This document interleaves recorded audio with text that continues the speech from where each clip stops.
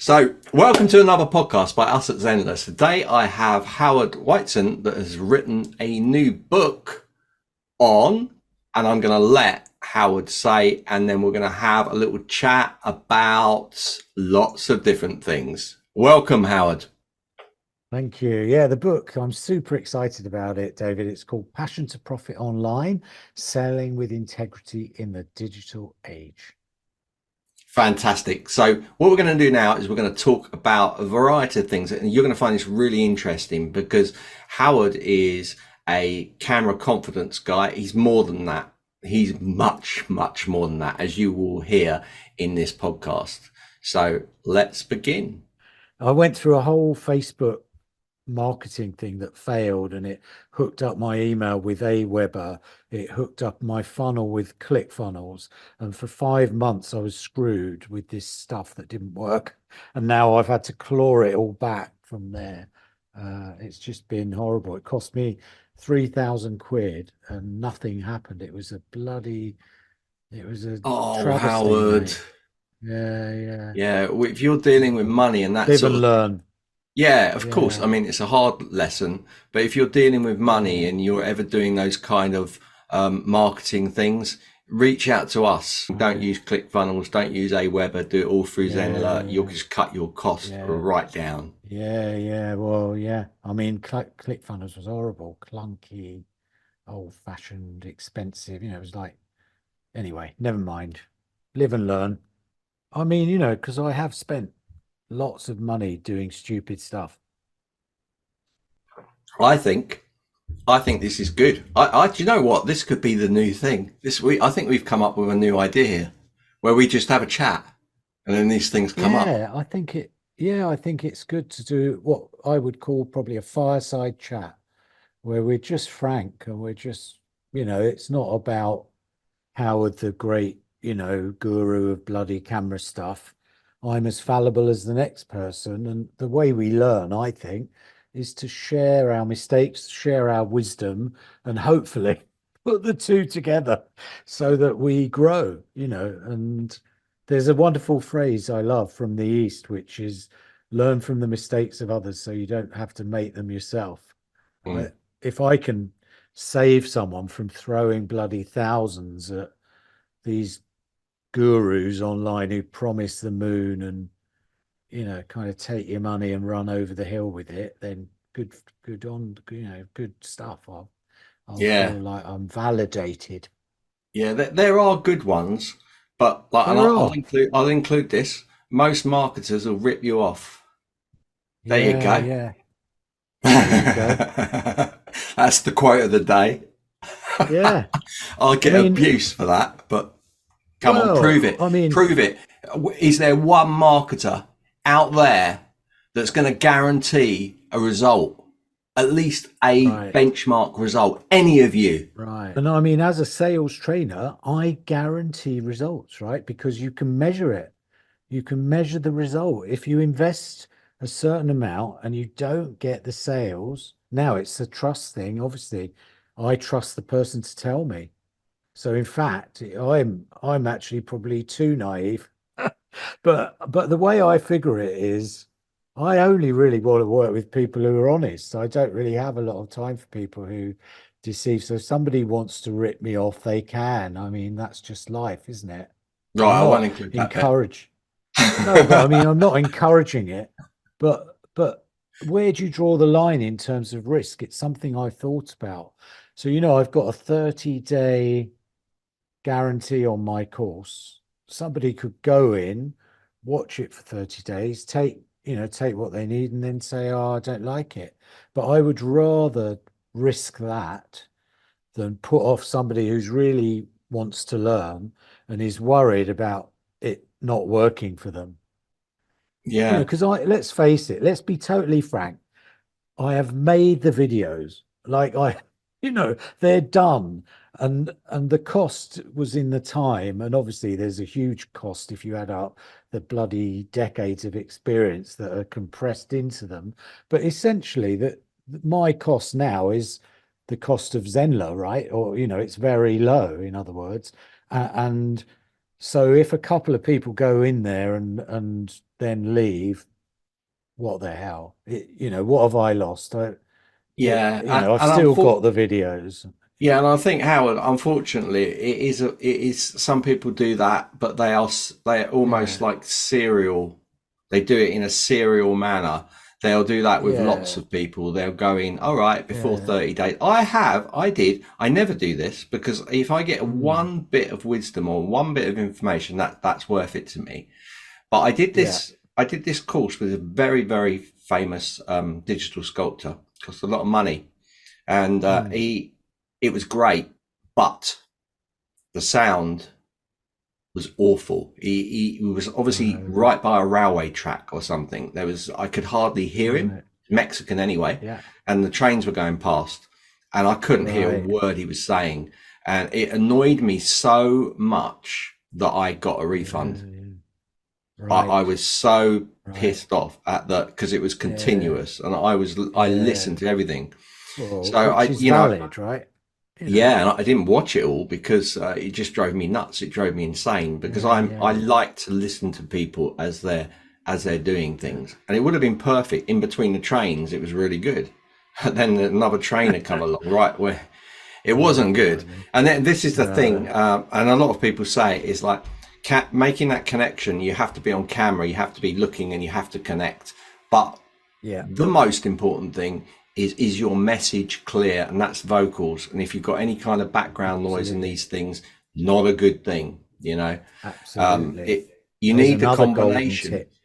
Yeah, and Yeah. I Yeah. think it's like you were saying, it's like to be as powerful as possible, you need to be on camera and you Yeah. need to be vocalizing your Yeah. message. Yeah. The It's voice is key. massively powerful. People don't realize, and well, I mean, they haven't met someone like me, so they don't necessarily know how to warm up their voice. And then they don't like the sound of their voice or they feel it's flat, and then it puts them off making videos because they take one look and they go, oh my God, Or I've had the opposite. I'm not naming any names, David, but I've had the opposite where people have said, I don't need any training. My videos, they're brilliant. And here's an example. And I watch them. And well, it's just a disaster. I mean, people have zero awareness of this, as we were talking about, the need to have a framed, powerful, branded, professional voice, body language, setup, everything that needs to be absolutely at its best. Otherwise, you're letting yourself down, I think. People will not go into a important meeting, well, I hope they won't, wearing, shoddy old shoes and with their fingernails dirty and, haven't had a bath for a week type of thing. I'm exaggerating a bit here, but you know what I mean. They will respect that meeting. And yet, when it comes to this world, people don't quite know how to be professional but relaxed, And I know you've talked about using a script and in YouTube channel and I respect that because you've got to have keywords, you've got to have SEO, and for someone who's starting out, a script can be a great thing to start with. But you and I both know, right? I think you've got a few notes. I haven't got any. My notes are in here, but I'll prepare. I will have a structure. But for me, the people who really stand out in this world, the people where I've watched them and I thought, bloody hell, that's amazing. Where does that come? It comes from their passion, from their heart, but it's structured in a way that's so concise and compelling and Mm, heartfelt. They don't ramble, they get to the point, but they do it in a way that really draws people into their world. And that's what I've yeah. always admired, and that's what I've always sought myself in my own minor way. But more importantly, what I try and give my clients. I was watching some YouTube shorts the other day because I'm building a YouTube channel now, and so always good to check out YouTube. YouTube challenge, guys. Yeah, Yeah, YouTube Canva. I've used it. It's great. I've used your Canva template. I think it's wonderful. Great training.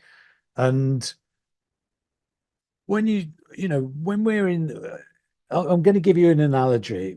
In the Victorian era in England, it was the Industrial Revolution, and the most popular form of entertainment in that period was the theatre. And because of the Industrial Revolution, the people in the theatre came up with these incredible machines. They could create real thundery and lightning and storms and bullets and everything. It was a technical explosion. But because of that, the quality of the writing and the quality of the theatre just went down the pan. And I think we're facing a similar danger now, where I can take a fairly average video that maybe I've made, I can chop it up, I can bung in loads of graphics and animation and sound effects and pops and bangs and whistles. And when you first see it, you might be like, wow, that's amazing. But afterwards, I can't remember half of what I've seen. So I'll watch these YouTube shorts and I'm like, my God, how did they do that? He dived onto the table and he's turned into an orange. He's thrown a cucumber in the air and it's come down as a building, whatever it is. And it's like that wow factor. But to me, the heart, the essence of who we are as humans and what value we bring and how we express our passion and how we bring that value. We don't need flashy, cuts and animations and gifs and all of that. They can be used strategically. It can help occasionally, but I think Mm.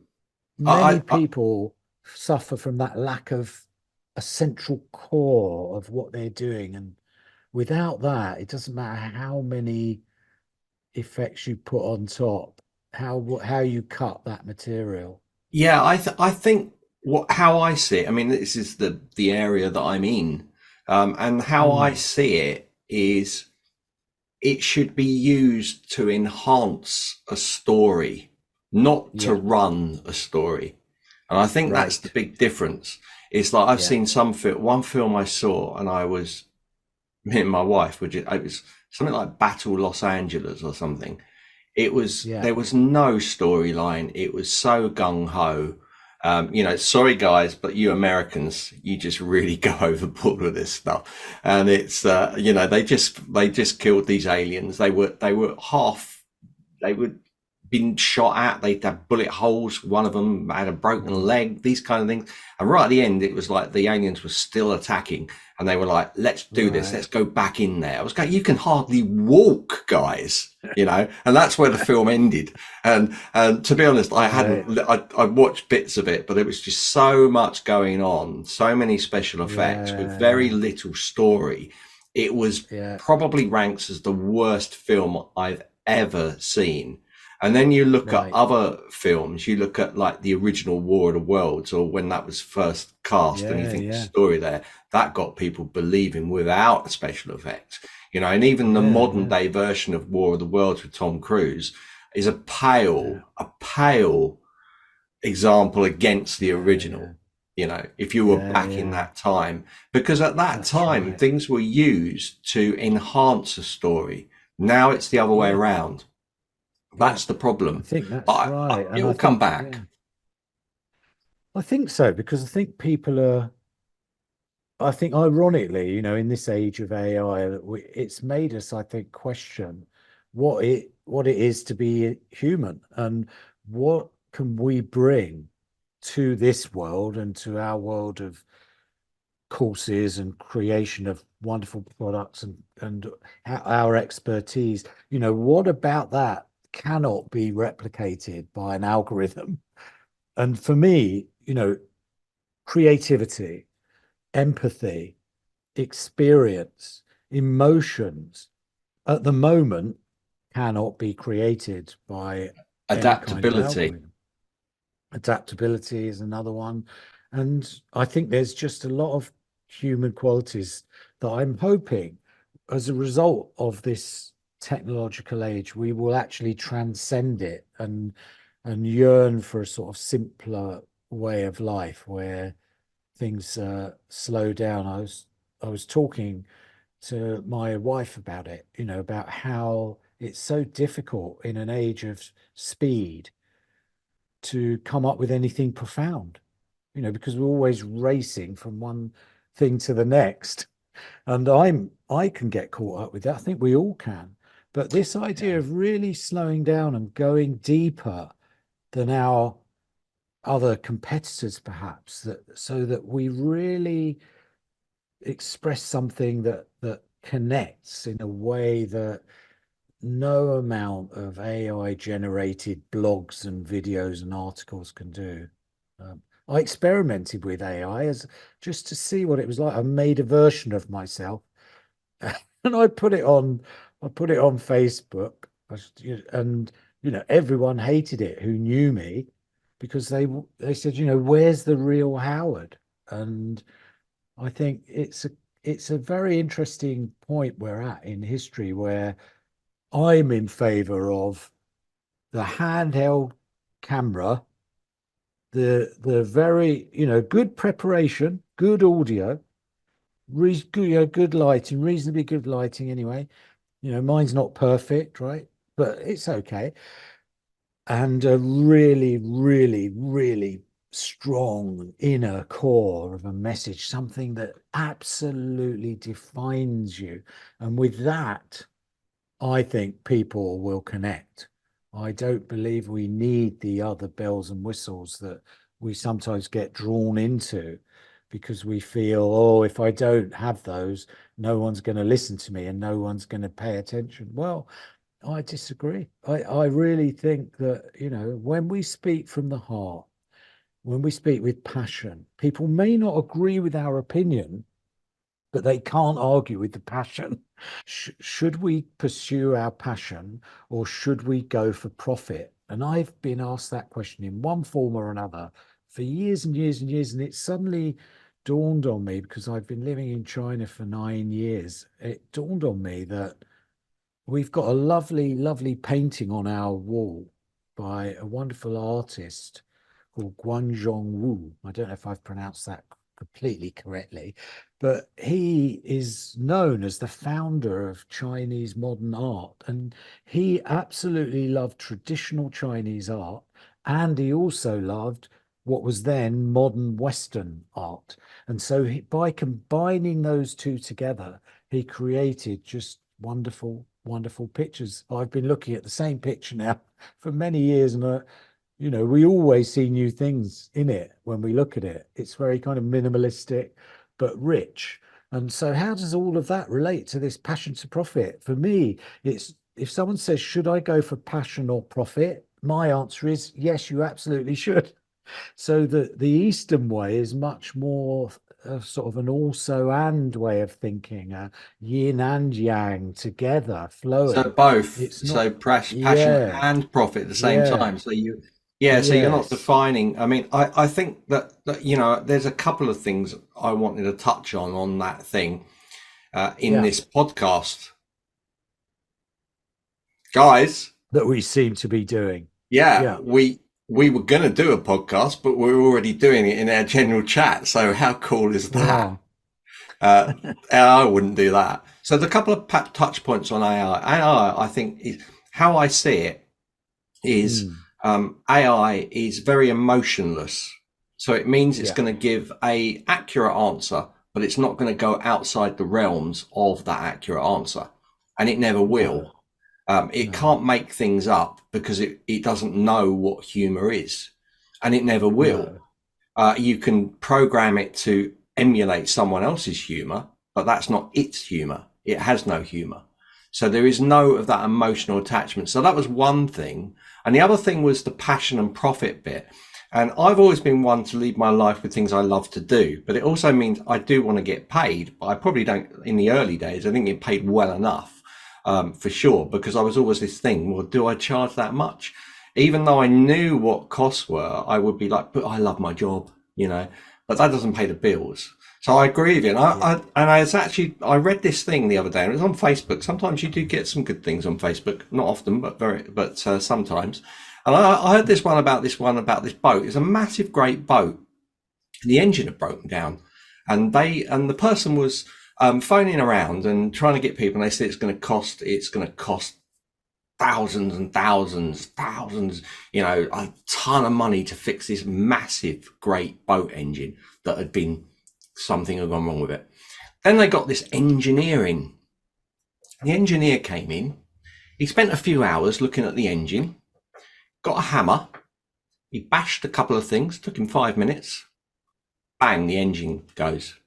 And they're like, wow, that's great, like a few minutes. He puts a bill in for 20,000. And they say, what do you mean 20,000? You want to charge me 20,000 for 5 minutes work? And he said, it's not the time that I spent fixing it. It's the years of experience to know how to fix it. That's what he was charging for. And that kind of sums it up. Like, you spent decades learning your craft, like I have, and it should be of value. Now, we're trying to do stuff at cost for people to afford, because we couldn't charge each person our time and our experience. So with courses, we work it out and break it down into smaller, but we need enough people coming in to meet our time we've invested in that particular thing. But I thought that was a great story. I was just going, that is just so true. Yeah, I mean, you bring up two great points there. One is, if AI essentially is regurgitating human thought and putting it into a new form, that's what it's doing. It's taking what you and I and everyone else on the planet has ever said online and rehashing it. Well, does anyone want to be a rehash of everybody else? No, I want to be a unique version of myself. Thank you very much.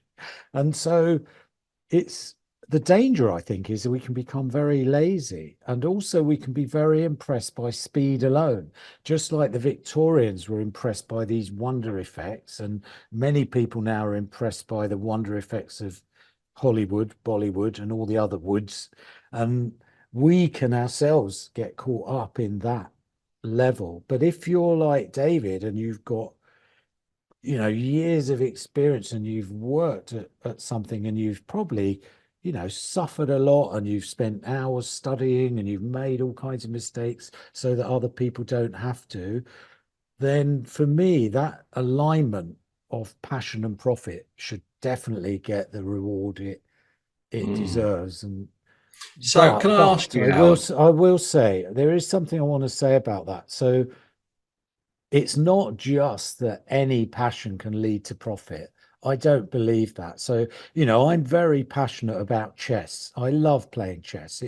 To me, it's a wonderful game, and it's so complex. However, I am never going to be able to make a profit from playing chess, because I'm an average club player. And, the people who make a profit at chess are the grandmasters, the pinnacle of their intellectual prowess with the game. So I accept that some profit, some passion should stay as hobbies, and they should be accepted. But one thing I found that I think is interesting with entrepreneurs is that they will often have a passion, but it's when they combine it with another passion or another form of expertise that it becomes something magical and something really special, and that something that no AI and nobody else can do. We're often told be yourself, but that's, to me, too vague. So I love this idea of taking the Eastern idea of also and passion and profit, and then the Western idea of what's known as Occam's razor, where you sort of cut out all the extraneous stuff and get to the point, essentially. And those two combined, I think, are a wonderful way to sort of build a foundation of our business, where we combine the things we love with the things that make money and put it into a package that's unique. Then I think we become an unstoppable force. I really do believe that. I've Yeah, I seen it. agree. I've seen I agree it. Yeah, because it's so funny. It's life is a strange thing and beautiful because the yeah, way things change, you can have an idea. This is what I teach. yeah, Okay, so I'm an expert in this. I've been doing it for a long time professionally, and yeah, I'm going to teach this. And then suddenly you're teaching something, and then you'll get someone just, and this is the key communication. This is the connection. This is all that sort of side of things. Again, AI hasn't got this. You can ask AI a question. mm, People have named their chat GPT, you know, um, yeah, haven't gone that far, but they've named it. And yeah, the problem is you can't have this. You can ask it for ideas and those things, but you can't have this real like what is the need of someone. So when you're teaching no, someone, they're telling you, you're asking them for feedback. Like, what did you think? Is that going to help you in your, or you're doing a coaching lesson? You'll ask, well, what did you think? Is that really going to help you? And they'll come out and they'll say something, and you'll be like, I never even thought of that. I've got yeah, a brand new course off the back of that. I've got a new idea. And suddenly, like yeah, what you were originally planning to do as a teacher becomes something completely different because that's where yeah, the demand is. But you are so on your topic, you didn't even look at that. yeah, And it's yeah, you can't ask AI that. I absolutely. can feed you lots of answers, but it can't give you Yeah. what the people want. You know, No, and it can't give otherwise, you that moment of creative spark where that's funnily enough, it sounds like one long plug for my book, but funnily enough, that is how Passion to Profit was born because I was due to speak at an event, in a live event in Shanghai, and it was the topic I chose was something I've spoken about a lot, which is how to sell without using any scripts, any templates, any formulas online in this world where people feel so much pressure and they don't like selling and they think it's sleazy and but on the other hand, they reach for a script and then they're reading the auto cue. And, there's all these traps for the unwary. And that was the original subject. And then I was actually in the hall preparing, getting ready. And I just thought, what is really central to this? And I got up on stage and I started talking, and there was somebody I knew in the audience and we got into some dialogue because I love to have interaction when I'm doing my stuff. And he started talking about passion. And then another guy who was much more, he was younger and he was much more sort of driven, let's say, by money. He was like, no, you've got to focus on bringing in the money. And it suddenly dawned on me that this was a wonderful subject to go for because people really do they they sort of get divided on it. And to me, I've never been really divided about it. And I don't know if you know this, but my dad was an economist and a poet. And so I grew up with mathematics and the bull market and the bear market and all that. And T.S. Eliot and Ezra Pound. And to me, there was never, I know it sounds a bit funny to say it, but there was never a difference. It was all just part of a global way of learning. And and yet when I tell people that, they're like, how the hell, how can you possibly be creative and mathematical? How can you be this and that? And to me, it's the people who are, if you look back at the Gutenberg press, for example, it was a combination of two ideas that nobody thought about putting together, and bam, we had the press. And if you look at the internet, again, two ideas, separate ideas, that came together and boom. And so I just think this wonderful capacity we have as human beings to take these disparate ideas and synthesize them somewhere in a mysterious part of our brain that creates these new and wonderful products and services and ideas and in some cases, not in my case, but in some cases world changing ideas. I think is something we need to celebrate. It's something we need to encourage, and it's not something I want to abdicate to a machine form of learning. you know um, so I think for me, the humanity that we need to bring to this little green dot in my case is so even more vital now in this highly technological age, even more so than it was before. You talked about War of the Worlds, and I believe the original show was on radio, was on BBC radio, Absolutely. and people panicked so much because they actually thought aliens were landing. And the power of radio is that the voice alone creates all these pictures in people's minds. And that's why they got so scared, because they had pictures of these aliens in their minds. Now, where we're able to create all these pictures, the risk we have is that we'll become imaginatively lazy, and we just consume passively because we're given so much richness of Yeah. visual stimulation. But And, so and would and my would we? advice is But to would switch off the social media and do and look at what you're doing, look at what you've got in terms of pieces of a puzzle. Go away. I will go and have a lovely coffee with the sun shining through the window. I look out at trees, on nature, that as we were designed to do, away from blue lights a bit. And I do crazy stuff, like I eat a lot of fruit. I know it sounds funny, but I believe we need to feed our brain. We need to hydrate. We need to respect our body. If we're sat like this all day and then we go on camera and we try and do stuff, well, it's just a disaster. And so I've slightly covered a lot there, but I just feel that this going almost to the root of who we are and what we are and how to be true to ourselves is what most interests me, and particularly in the world of sales. Because I've been in sales since I was 9 years old. To me, it's an absolutely honor. It's an honorable art and science. It's like economics and poetry to me, where if I can meet with someone or with a group of people and bring them that kind of value, where with a few taps of my engineer's hammer, I can fix the leaky boat of their sales process and get them over this horrible hump of, oh, sales are crap and sleazy, and I'm not going to do it. I'm not going to push people. I'm just going to describe what I do, and then they can decide, well, that decision, whilst it's understandable, is leaving a massive amount of money on the digital table.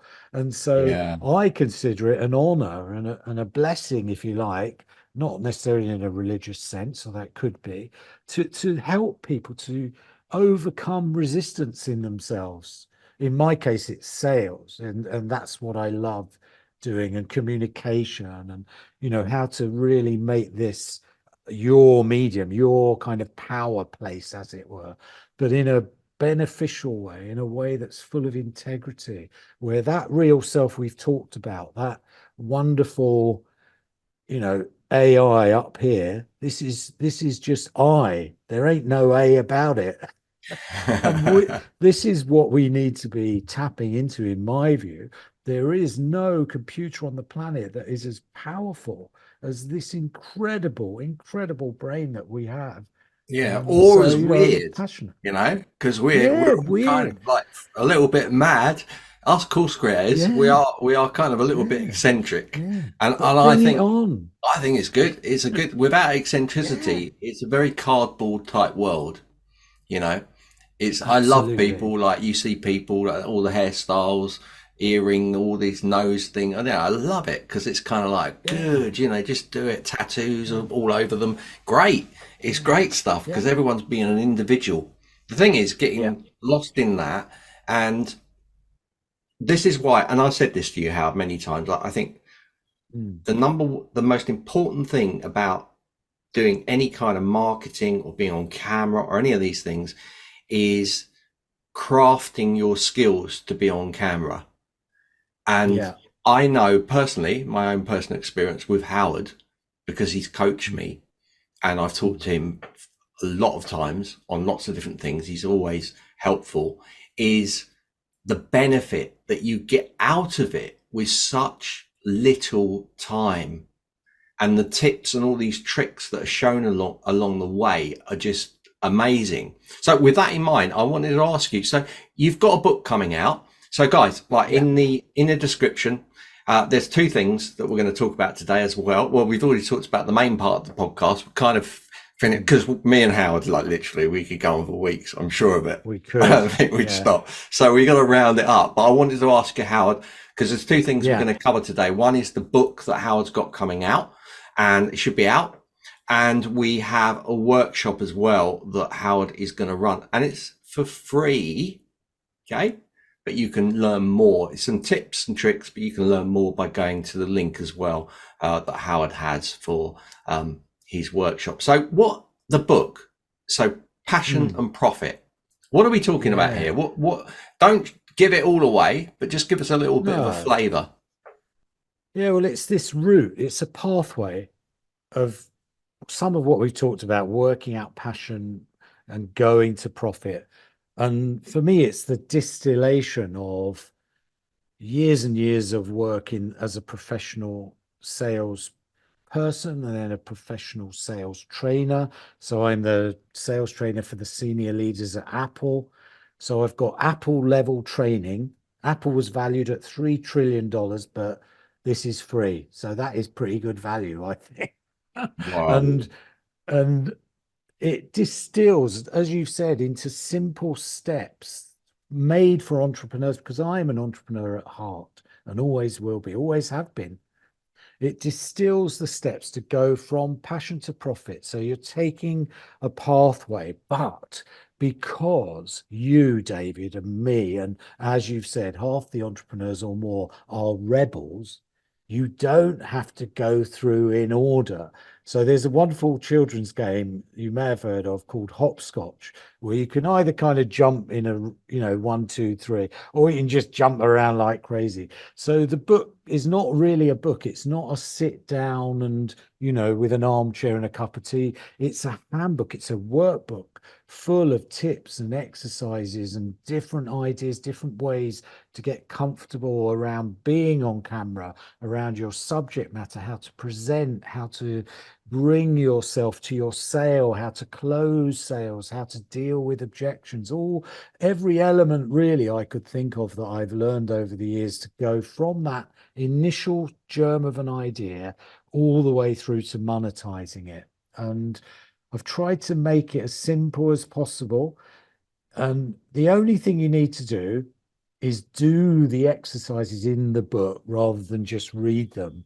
Because if you just read them, that's almost like reading what's the equivalent? I don't know, reading the summary of a great movie. The only way to experience the movie is to be in it. And the only way to experience the benefit of these exercises that I've given in the book is to get up, find a space where you're comfortable and where you can relax, put on some comfortable clothes, and just try out some of this zany stuff that I have found extremely, extremely effective.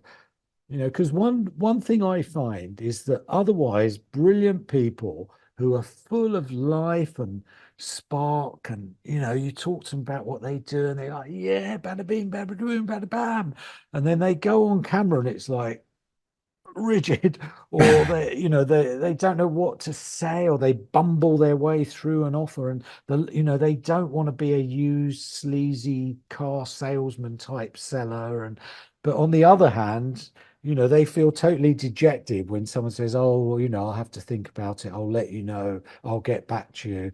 They don't know what to do. Why should they? They've never necessarily done sales training. Many people get confused between selling and marketing because it's all seems to be a smush. So I've really just tried to focus on a pure sales line, combining this sales savvy, sales training, and then my work as a professional actor. I've taken my route in acting is with improvisation with a wonderful man who was, I think, he was a genius, David. His name was Professor John Hodgson. And he was really the pioneer of improvisation in the United Kingdom. And I was very, very privileged to work with him for 3 years when I was a young man. and I learned how to improvise. And it's not just saying yes.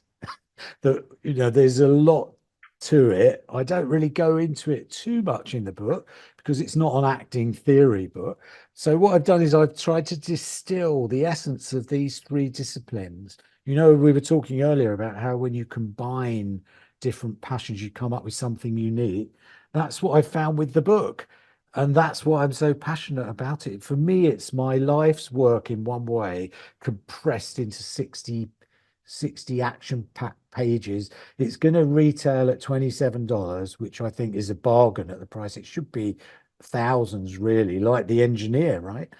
But I'm for Zenler people because we've got a great relationship. You personally have helped me out a lot. I am not a technical genius, as I know what I'm doing when it comes to communication and selling, but when it comes to building funnels and all that stuff, no, not good at that. And David, you've been tremendously helpful. Zenler's been tremendously helpful. It's a supportive community, and I want to give back. I do want to give. But I would say treat the book like it's cost you $1,227 because it's worth thousands, literally. I know there's a lot of hyperbole online, but think of it this way. If I'm exaggerating, why would I exaggerate? You're getting the book for free. The point is that just one exercise in there, if you do it, just one voice exercise or physical relaxation exercise that gets you comfortable, or one closing exercise that helps you to ask for the money with comfort, that can make you thousands and thousands and thousands. I hope it does, because So I do have a cunning plan. I am quite cunning. I know I look innocent and everything. My cunning plan is that people will love the book and then they'll love the workshop if they attend, and then they'll think, well, Howard, I've got to work with Howard. And then they'll, either take a course or they'll maybe work one-on-one if I've got the time, if they've got the money, if we can agree, if it's a good idea. So yes, it's a part of my strategy, if you like, to draw people into my world from a mm, business point of view. But I'm a massive believer in, I think it was Dan Sullivan who is a good marketer, who said, if you want to show people that you've got value, I'm misquoting slightly, but if you want to show people you've got value, give them value. And give them so for value. me, I yeah, that's the give it key. away. And Yeah, I just want to just pick up on a little point here that's really important for you yeah, guys. That if you get this book, if you download this book, if you take the things that Howard says seriously, then you're going to get results really, really quickly. And it's not a yeah. case that you need to go, oh, okay, there's so many points I need to cover. I need to do them all at the same time. No. You can tackle one thing at a time. That even tackling one of them is going to help you significantly. So the more that you do, the better you're going to do. But the other thing I want to bring to your attention is the point of being live with Howard. So I'm saying this from my personal experience. It's like I look at Howard almost like a doctor or a therapist. Like whatever you do with him on a one-to-one level is completely private. It's completely confidential. And the advantage of this is that you can just relax. You can just try these things out. Howard can give you this feedback that is so important. So if you want to fast track your way to being better on camera, you cannot not just read the book. You cannot just leave it as it is and try it on your own. You need to be with someone. Now, I'm not saying Howard, it could be a family member. It could be showing it to a Facebook group of you trying these things out anyway, but you need to be showing it to someone else. You don't just try these things at home and it's like, oh, well, I think I'm better. You can record yourself and watch yourself, but you want other people's opinions. And that's where I think Howard is brilliant, because he will take you through the valley of fire. Okay. And it's hot, but it's quick. You get cooked like a fried egg. You're not slow cooked for years on No, a slow cooker. You'll get to speed really, really quickly.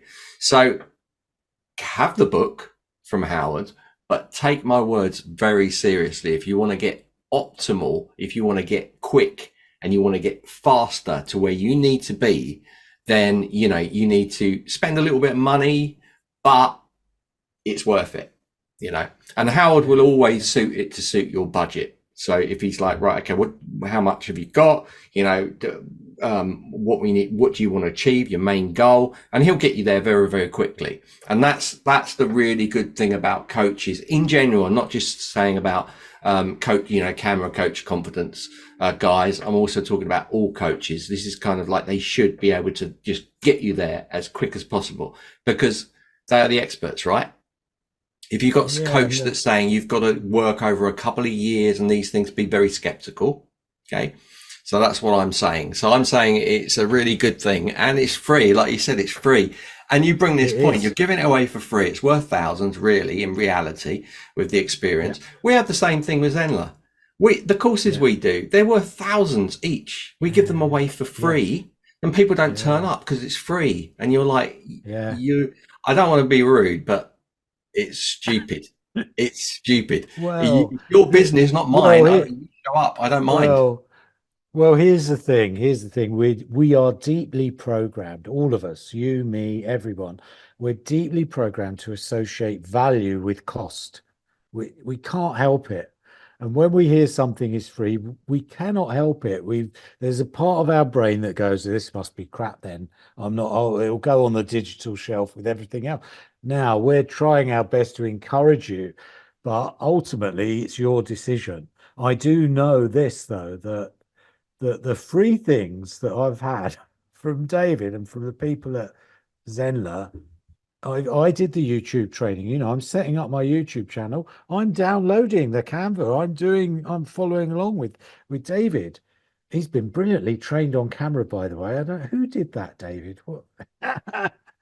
But you know, that just because it's free. So the way I play a trick on myself is I basically say, I am paying for this with my time.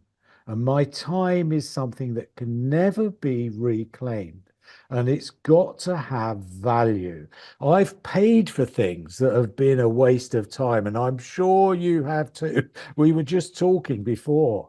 You know, I've thrown thousands at the wall and not got the results. So, this rule we have in our head of free is rubbish and hugely expensive has got to be good, I'm afraid doesn't play out in the real world. And so I would say treat your time as the value, and you must then make the decision. Oh, am I going to spend time, doing some exercises from Howard's book? And I would say do an exercise that you like the look of. It will take you 2 minutes to do it and then see what the payoff is. Was it worth the 2 minutes? And if it was, you do another 2 minutes, do another exercise. And if it wasn't, you just chuck the book away and you never talk to me again. You know, I'll forgive you. Don't worry. It's not for everyone. So, this is the way I try to think of it. I've gone through David's training with the YouTube, my YouTube channel. It's not launched yet, but my God, it's a thing of wonder and beauty now compared to how it was just a few hours before. It's not long training. It's like bam, bam, bam, right, do this, do this, do this. I'm just following along. That to me is massive value, leaving aside the price. And so I've tried to do the same with my book. Just go bam, bam, bam, bam, not make too much of these things. You just do the things and they have an effect. And I do think that live coaching is important when it comes to sales. So there's a shocking statistic that I think came from Xerox, I believe, that 87% of sales training is found to be useless after 84 days. And that's because, people go into training and they go, wow, this is great. Yeah, oh, brilliant. I can do this, I can do that. And then they go back out into the real world, and the real world doesn't always play the same way as it did in the training space. And so they hit a wall or an obstacle or something doesn't go quite right. They don't know. They get embarrassed. They're doing something different. And so they tend, after a while, to go back into their place of comfort and familiarity. And so what I find is that the coaching fast tracks you, but it also helps to embed the learning, because by doing it, as you say, David, with a friend, it's okay. But I would say if you don't work with me, work with an expert in this field, because there's a massive difference between, for example, me listening to David on his YouTube knowledge, or me just going onto YouTube and Googling, how do I build a YouTube channel? And then, my mum, she loves everything I do on Facebook, even when it's rubbish. So, I'm not going to go to my mum and say, look, mum, have I made a good video here? No, I have coaches.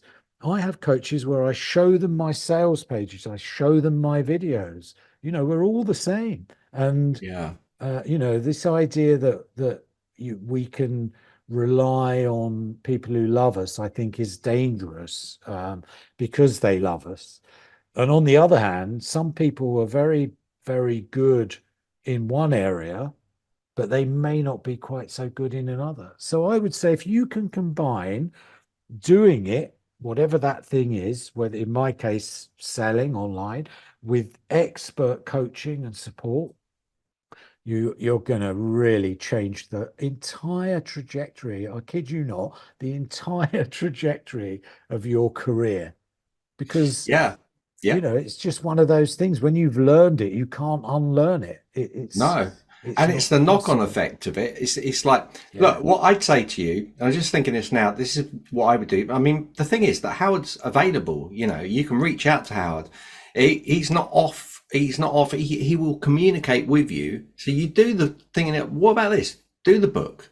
Do the best you can with all the points, right? So you've learnt them. And then you send Howard a message. Look, I've been through it. I think I'm better.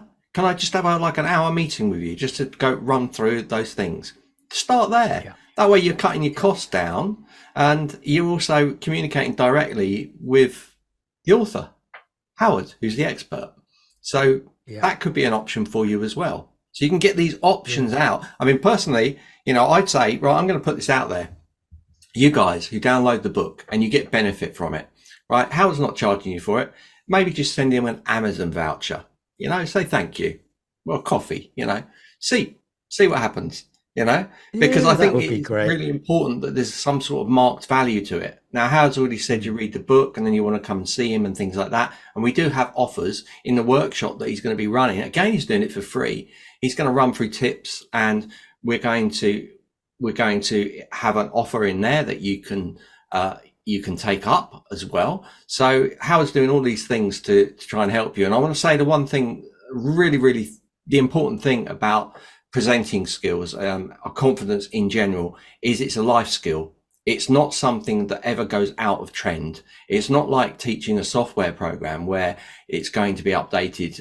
It's going to go out of the course is going to go out of phase like in a month or 2 months because they brought out a new version. We're talking about a life skill. We're talking about a life skill that can knock on to you doing public speaking, doing things on any kind of presentation on stage, any of these sort of things, anything on camera, on podcasts. It's every time you are communicating with another human being, you are using these skills.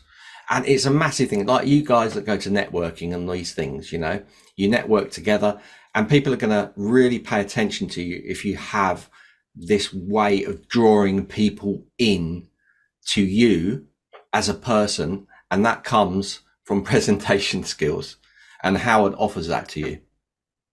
Yeah, yeah.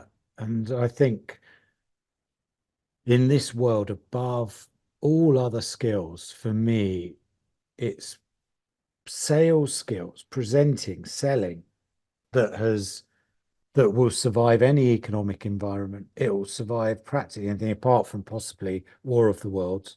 But even then, even War of the Worlds, a good salesman will come up with some alien moisturizer cream and start selling that. So, That's your it's one next of those business skills. venture. Yeah, it's one joint venture with Mars or whatever. But it's one of those skills that when you own it, it's just a wonderful, wonderful thing to have in alignment with this, your unique passion and your skill set in these other areas. When you combine that with sales skills, oh my God, Yeah. I just think it is a wonderful thing. And I've learned from some very, very good people over the years. I'm sure you have too, David. We all sort of, rely on others in the past to create our own form of work. And I Mm. just feel that one of the things I love about Zenler is this, and one of the reasons I do offer these things free is not because David's twisted my arm, it's because I really respect the community and I respect the ingenuity of Zenler as a platform because it's got pretty much everything I need. And I also respect the heart. It's these two things together, almost taking us back neatly to where we began, a kind of combination of the mathematics, the technical stuff, the software, the programming, with a genuine community. And David epitomizes that for me and always has. I reached out to David because I had a problem with Zenler.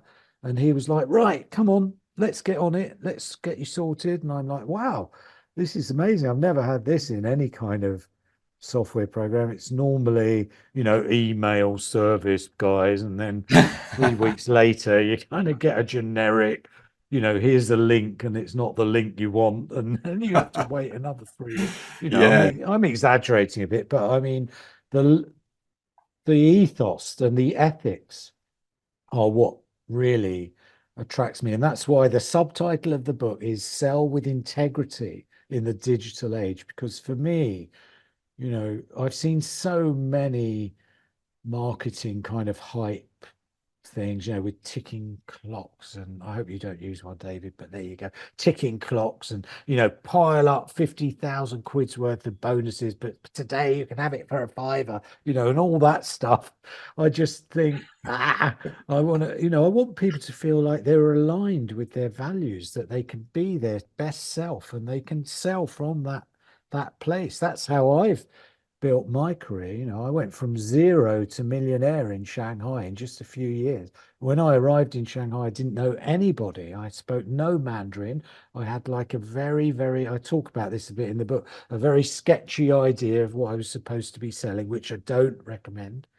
And it was through my skills in networking primarily that I built a wonderful, strong network that I still have to this day of good, good people and good friends. And from that, the business came. And so I think those kinds of principles apply online, offline, in any environment. They're unique and special to being who we are. And I think, David and I have a good relationship precisely because of that recognition of the value of reciprocity, the value of this give and take. That, yes, David will help me out. Yes, I want to try and help build Zenler as a platform and make it something unique where this passion and profit, come together for Zenler. And so I think, I'm always surprised by the level of generosity that David has personally. And that goes, I think, through the organization. Yeah, So, I think it's important that it's like Zenler. It's got a very clear mission statement, and it's like it's not about Zenler. It's about our users. So it's like our users are successful, then we are successful, and we like to have good relationships with.